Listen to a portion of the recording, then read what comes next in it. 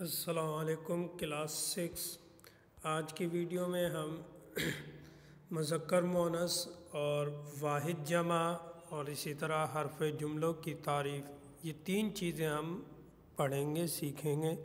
تو پہلی چیز جو ہوگی وہ ہوگی مذکر مؤنث، اور اس کے بعد نیکسٹ واحد جمع، اور پھر تھرڈ نمبر پر حرف جملوں جس کی تعریف وغیرہ ہم دیکھیں گے، ٹھیک۔ تو شروع کرتے ہیں اپنی ویڈیو کو۔ بسم اللہ الرحمن الرحیم۔ ہیٹین لفظاً جا مذکر اے مونس ٹھائیو، یعنی نیچے دیے گئے الفاظ کے مذکر اور مونس بنائیں۔ دیکھیں اوپر والی پہلی لائن میں مذکر کا کالم ہے اور نیچے دوسری لائن میں یہ کالم ہے مونس کا، ٹھیک۔ تو دیکھیں میں ان ورڈ کو مذکر مونس کو ریڈ کروں گا اور ان کی معنی بھی آپ کو بتاتا چلوں گا، ٹھیک۔ تو توجہ سے سنیے گا۔ دیکھیں اٹھ، اٹھ مذکر ہے اور اس کی مؤنث ہے ڈاچی۔ اٹھ کی معنی ہے اونٹ اور ڈاچی کی معنی ہے اونٹنی۔ سائن، سائن کی معنی ہے بھینسا جو کہ مذکر ہے، اور میں کی معنی ہے بھینس جو کہ مؤنث ہے، ٹھیک۔ ڈگو، ڈگو کی معنی ہے بیل جو کہ مذکر ہے، جبکہ اس کی مؤنث ڈگی گائیں ہیں۔ گیٹھو، گیٹھو کی معنی ہے دمبا جو کہ مذکر ہے اور اس کی مؤنث ہے رڈ، رڈ یعنی دمبی، یہ اس کی مؤنث ہے۔ بکرو، بکرو مذکر ہے بکرا، اور بکری یہ مؤنث ہے یعنی بکری۔ گھوڑو، گھوڑو مذکر ہے جس کی معنی ہے گھوڑا۔ گھوڑی یہ مؤنث ہے اور اس کی معنی گھوڑی ہے۔ پاڈو، پاڈو یہ بھی مذکر ہے، پاڈو کہتے ہیں کٹے کو، ٹھیک۔ یہ جو بھینس وغیرہ کے جو بچے ہوتے ہیں ان کے پاڈو۔ وچھے، وچھے بچڑی کو کہتے ہیں، جو بھینس یا گائے وغیرہ کی جو بچے ہوتے ہیں انہیں کہتے ہیں، ٹھیک۔ تو پاڈو مذکر ہے یعنی بچڑا، اور وچے، وچے یہ مؤنث ہے یعنی بچڑی۔ اس کے بعد نیکسٹ مذکر مؤنث ہیں، یہ دیکھیں ذرا، یہ مذکر مؤنث امیر، اس کی مؤنث ہے امیریانی۔ نوکر، نوکریانی۔ باہوں، باہنوں، بانے، یعنی نوکر کی معنی نوکر ہی ہے، امیر دولت مند کو کہتے ہیں، ٹھیک۔ اور اسی طرح بانو بندے کو کہتے ہیں، اور بانی بندی۔ چھوکرو، چھوکری یعنی لڑکا لڑکی۔ سہرو، سس، سہرو یعنی سسر، سس یعنی ساس۔ اس کے بعد نیکسٹ دیکھیں، بادشاہ، ملکہ، بادشاہ ملکہ۔ جھرک، جھرکی، جھرک کہتے ہیں چڑیا پرندے کو، اور اس کی مؤنث ہے جھرکی چڑیا۔ فقیر، فقیریانی۔ استاد، استادیانی۔ شاگرد، شاگردیانی، ٹھیک۔ تو یہ مذکر مؤنث تھے، اور اب اس کے بعد یہ واحد جمع ہیں، ٹھیک۔ ان واحد جمع کو بھی ہم دیکھ لیتے ہیں۔ ہیٹھیں لفظاً جا واحد ایں جمع ٹھائیو، یعنی نیچے درج ذیل الفاظ کے واحد اور جمع بنائیں۔ واحد کا کالم اوپر والا اور نیچے والا جمع کا کالم ہے۔ کلاس، کلاسوں۔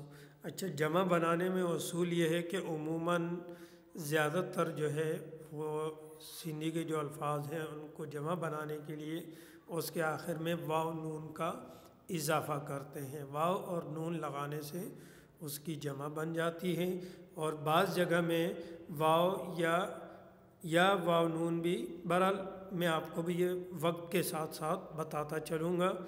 اور اسی طرح کچھ الفاظ ایسے ہوتے ہیں جن کے آخر میں الف لگا دینے سے جمع بنتی ہے، ٹھیک۔ تو دیکھیں کلاس، کلاسوں اس کی جمع، یعنی سین کے بعد واو اور نون کا ہم نے اضافہ کیا تو اس کی جمع کلاسوں، کلاسیں بن گئی۔ کمروں۔ اب یہ یاد رکھنا کہ واو، جس لفظ کا آخری حرف واو ہو تو وہاں پر عموماً سندھی میں جب اس کی جمع بنتی ہے تو واو کے یعنی واو کو ہٹا کر اس کی جگہ الف لگا دیا جاتا ہے تو وہ اس کی جمع ہو جاتی ہے، جیسے یہاں مثال دی ہوئی ہے کمرو، ٹھیک، اور اس کی جمع ہے کمرہ۔ کمرو یعنی واحد ہے، ایک کمرہ، ٹھیک۔ اب دیکھیں اس کے آخر میں جو وہ حرف آیا ہے وہ واو ہے، لیکن جب اس کی جمع ہم نے بنائی کمرہ تو واو کے بجائے ہم نے الف لگا دیا اور اس کی جمع بن گئی۔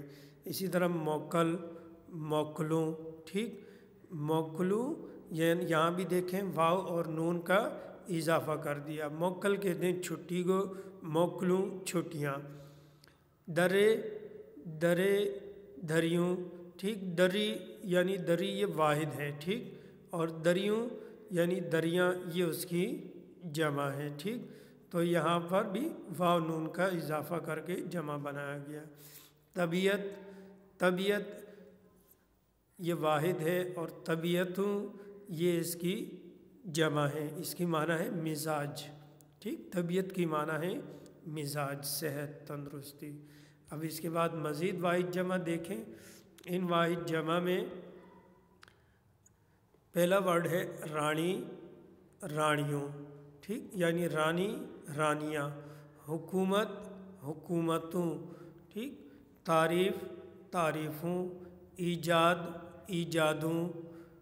مکھ، مکھیوں، یعنی مکھ مکھی کو کہتے ہیں، اور مکھیوں یہ اس کی جمع ہے، ٹھیک۔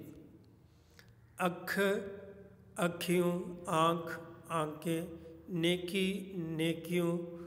کنجی، کنجیوں، کنجی چابی کو کہتے ہیں، کنجی، کنجیوں، یہ اس کی جمع ہے۔ اکھاڑے، کھاڑیوں، ٹھیک، اکھاڑے، اکھاڑے کہتے ہیں کہانی کو، قصہ، اور اس کی جمع ہے کھاڑیوں یعنی کہانیاں۔ گال، اس کی واحد ہے اور اس کی جمع ہے گالیوں یعنی بات، باتیں۔ تو یہ واحد جمع تھی، اور اب اس کے بعد ہم دیکھیں گے حرف جملوجی تعریف، ٹھیک۔ حرف جملوجی تعریف یعنی حرف جملے کی تعریف۔ ایڑا حرف جے کے بن لفظن یا جملن کے پان میں گنین تا تین کے حرف جملو چیبو آہے۔ ایسے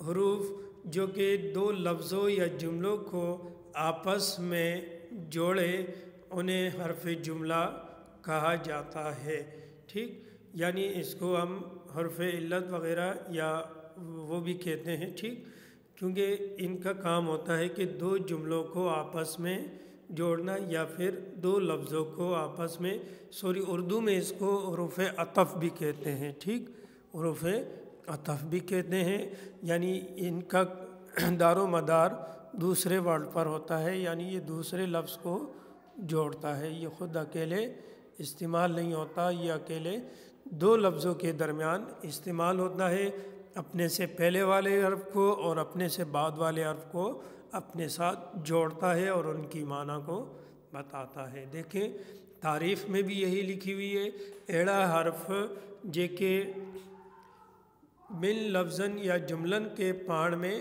گنین تھا، یعنی ایسے حروف جو کہ دو لفظوں کو یا دو جملوں کو آپس میں جوڑے، تین کے حرف جملوں چیبو آہے تو انہیں حرف جملہ کہا جاتا ہے۔ جیڑو یہ اس کی مثال دی ہوئی ہے، اے، یا، پر وغیرہ، یعنی اے کی معنی ہے اور، یا کی معنی ہے یا، اور پر کی معنی ہے پر وغیرہ۔ تو یہ حروف ہے، ان حروف کو حروف عطف بھی کہا جاتا ہے، ٹھیک۔ اب ان کے جملے دیے ہوئے، مشق دی ہوئی ہے، مثال دی ہوئی ہے۔ مثلاً فرسٹ نمبر پر ہے علی اے ماں گڈ اسکول ویندا آیوں۔ علی اور میں اسکول ساتھ جاتے ہیں، میں اور علی ایک ساتھ اسکول جاتے ہیں۔ اب اس میں دیکھیں یہ جو این جس کو انڈر لائن کیا ہے، جس کی اردو معنی ہے اور، ٹھیک، تو یہ حروف عطف ہے اور اس کا کام ہے کہ دو لفظوں کو یا دو جملوں کو آپس میں جوڑنا۔ اب یہاں دیکھیں ہم نے اس کو دو لفظوں کے بیچ میں استعمال کیا ہے، پہلا لفظ ہے علی اور دوسرا ہے ماں، یعنی علی اور دوسرا لفظ ہے میں۔ تو علی اور میں کے درمیان ہم نے اور کا لفظ لگایا تو ہمیں پوری معنی حاصل ہو گئی اور جملہ بھی درست ہو گیا کہ علی اور میں اسکول ساتھ جاتے ہیں۔ اگر ہم اس لفظ کو ہٹا دیں اور اس کے بغیر ہم اس کو جملے کو ریڈ کریں، مثلاً علی ماں گڈ اسکول ویندا آیوں، علی میں اسکول جاتے ہیں، تو یہ جملہ جو ہے وہ مطلب سمجھ میں نہیں آتا، ڈیفیکلٹ ہو جاتا ہے۔ تو اس لیے ان حروف کا یہ فائدہ ہوتا ہے کہ یہ دو لفظوں کو یا دو جملوں کو آپس میں جوڑ کر ان کی صحیح معنی دیتا ہے ہمیں۔ اس کے بعد سیکنڈ میں مجھے قلم یا پین کھڑی دے، مجھے قلم یا پین اٹھا کر دو، مجھے قلم یا پین اٹھا دو، یعنی یہاں پر انڈر لائن جو کیا ہوا لفظ ہے وہ ہے یا، اور اس یا کا بھی سیم وہی کام ہے کہ یہاں پر اس نے دو لفظوں کو قلم اور پین کو آپس میں جوڑ دیا۔ یعنی اب اگر ہم اس جملے کو بغیر اس کے پڑھیں، مثلاً مجھے قلم پین کھڑی دے، یعنی مجھے قلم پین اٹھا کر دو۔ اب کیا اٹھائے، قلم دے یا پین دے، ٹھیک؟ تو ان چیزوں میں یعنی اس کی معنی واضح نہیں ہے، تو اس کی معنی کو واضح کرنے کے لیے ان دونوں لفظوں کے درمیان یا کا لفظ ایڈ کر دیا، جس سے ہمیں سمجھ آ گئی بات کہ دونوں نہیں مانگ رہا بلکہ دونوں میں سے کوئی ایک چیز مانگ رہا ہے وہ۔ اچھا جی، ماں تیسرا جملہ ہے، ماں اسکول ونائے ہاں پر مجھے بخار تھی ویو، ماں اسکول ونائے ہاں پر مجھے بخار تھی ویو، میں اسکول چلا جاتا پر مجھے بخار ہو گیا ہے، ٹھیک؟ اب دیکھیں اس جو یہاں جو انڈر لائن کیا ہوا ورڈ ہے وہ بھی پر ہے، اور اس کی بھی سیم وہی کام ہے، وہی فنکشن ہے کہ دو جملوں کو یا دو لفظوں کو آپس میں جوڑنا، ٹھیک؟ تو یہاں اس نے دیکھیں دو جملوں کو آپس میں جوڑ دیا ہے۔ پہلا جملہ یہ کہ میں اسکول چلا جاتا، ٹھیک؟ اور دوسرا جملہ ہے مجھے بخار ہو گیا ہے۔ اب اگر ہم اس کو اس کے بغیر پڑھیں، مثلاً ہم اس کو یوں پڑھیں، میں اسکول جاتا مجھے بخار ہو گیا ہے، تو کوئی معنی سمجھ میں نہیں آتی، ٹھیک؟ کوئی کانسیپٹ نہیں ملتا ہمیں۔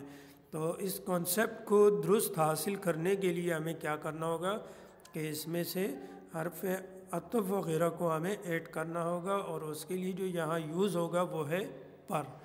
تو دیکھیں میں اسکول جاتا پر مجھے بخار ہو گیا ہے، ٹھیک؟ تو اس سے ہمیں اس کی معنی صحیح معلوم ہوئی اور یہ جملہ بھی درست ہو گیا۔ تو آج کی ہماری یہ ویڈیو دی ویٹ ہے، یہ ویڈیو آپ نے توجہ سے سنی ہوگی امید ہے، اور اپنے اس کو اپنی کلاس ورک کاپی میں نوٹ بھی کرنا ہے، لکھنا بھی ہے۔ جزاکم اللہ خیرہ۔